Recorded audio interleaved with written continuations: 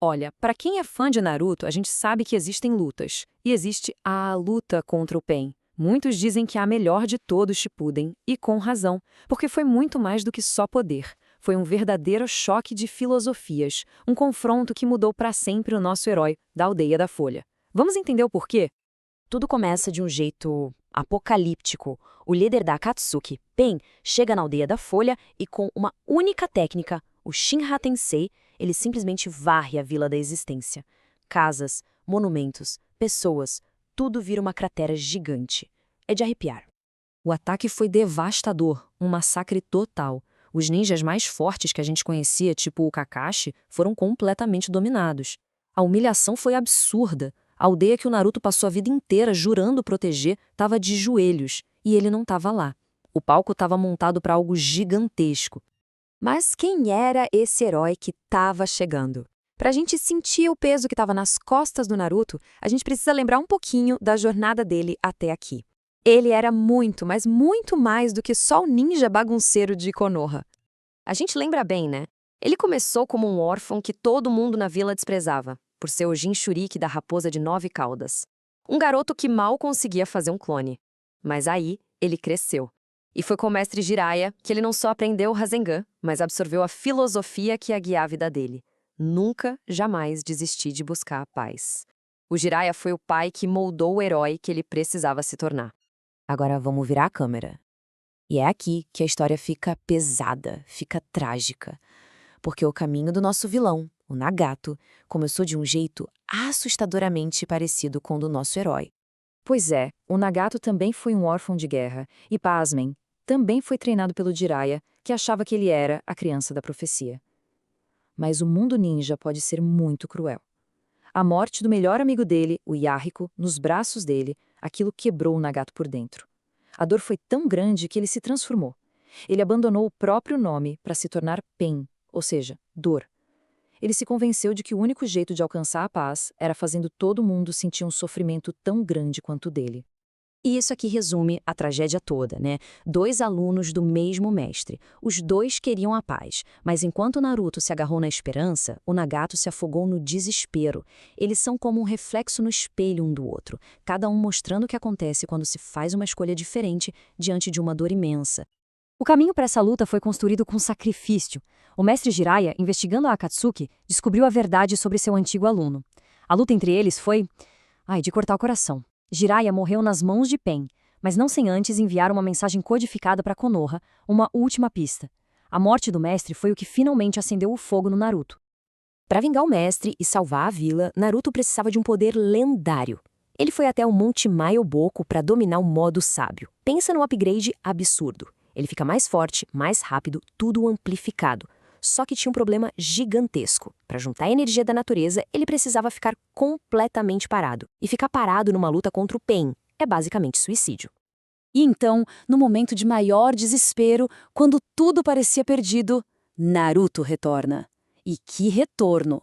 É uma das entradas mais marcantes da história dos animes.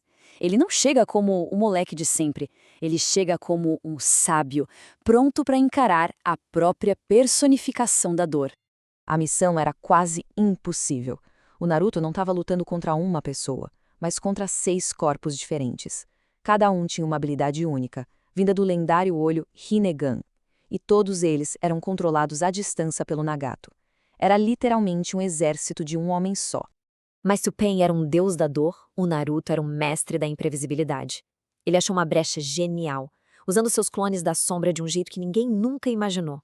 Ele deixou uns clones lá no Monte Myoboku, só meditando e juntando energia. No meio da luta, quando o poder dele acabava, pá! Ele invocava um clone. O clone se desfazia e toda aquela energia sábia era transferida para ele. Ele basicamente criou uma bateria de poder infinita. É ou não é genial? A luta é intensa. O Naruto vai derrubando os caminhos um por um. Mas aí, quando ele finalmente é imobilizado, acontece um momento decisivo. A Hinata, que sempre amou o Naruto em segredo, se joga na frente de Pain para protegê-lo, confessando o que sentia antes de ser brutalmente atacada. Ver a Hinata cair foi a gota d'água. O ódio do Naruto simplesmente explode e o selo que prendia a raposa de 9 caudas se parte. Ele vira uma besta de puro ódio, com 6 caudas de chakra saindo do corpo e simplesmente atropela o Pain com uma força bruta avassaladora. No auge da fúria, quando ele está prestes a liberar a raposa por completo, uma figura surge na mente dele para pará-lo. Uma lenda. Minato Namikaze, o 4º Hokage. E aí vem a revelação que muda tudo. O Minato não era só o herói que selou a raposa. Ele era o pai do Naruto. Com palavras de confiança, ele restaura o selo e devolve o controle para o filho. Com a mente limpa, fortalecido pela verdade, Naruto volta pro modo sábio e vai para cima do último caminho de Pain. Numa demonstração de poder e estratégia, ele encerra a batalha física com um Rasengan devastador. Mas derrotar os corpos não era o fim. A verdadeira batalha estava só começando. O Naruto usou as estacas de Pain para se localizar e foi encontrar o verdadeiro manipulador, o Nagato. O confronto físico acabou e começou o debate de ideias. Essa foi a pergunta que o Nagato jogou na cara do Naruto. Depois de sofrer tanto, como o Naruto ainda podia acreditar em paz? O Nagato desafiou a própria essência do idealismo dele, forçando o Naruto a dar uma resposta para o ciclo de ódio que parecia não ter fim. E a resposta do Naruto foi poderosa. Ele não deu um plano complexo. Em vez disso, ele escolheu a esperança do mestre deles.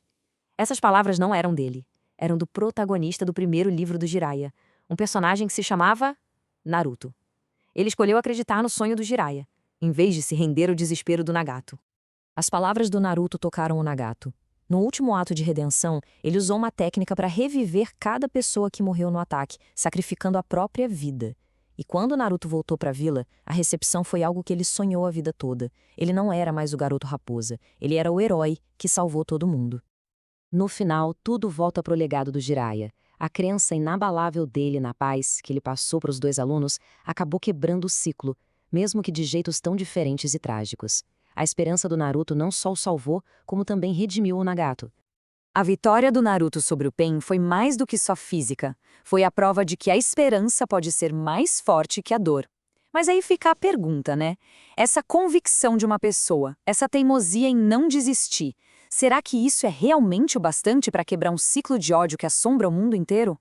Essa é a questão que o legado dessa luta deixa para sempre no ar.